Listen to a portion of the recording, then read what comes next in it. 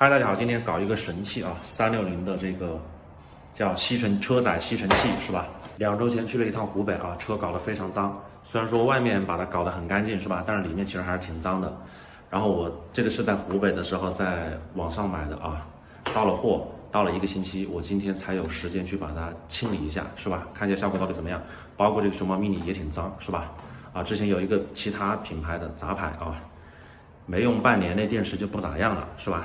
这一次看看这个360的啊，弘毅大炮老师的这个产品啊，到底怎么样？好，到了啊，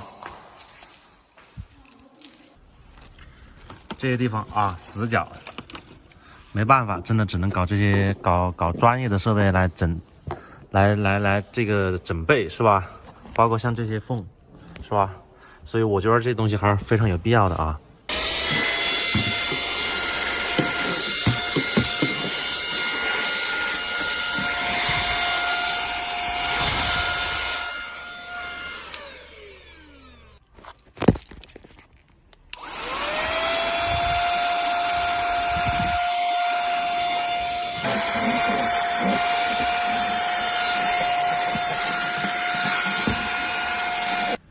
效果还行啊，比想象中的好不少。就是这个滤网，我估计也容易坏。我之前买的那杂牌，那滤网很容易脏，要有配件几个能换的就好，是吧？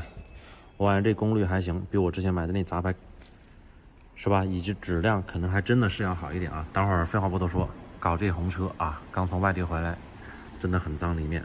好，聊一个老生常谈的，就是这个。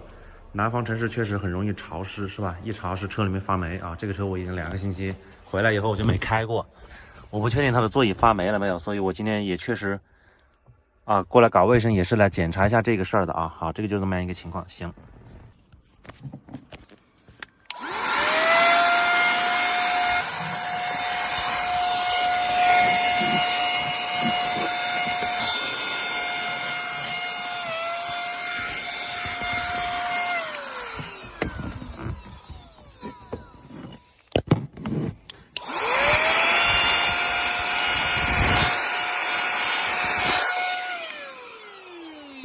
然后10天这个车也没开啊，10几天，我怕这电瓶搞坏了，我靠，还是给发个火吧。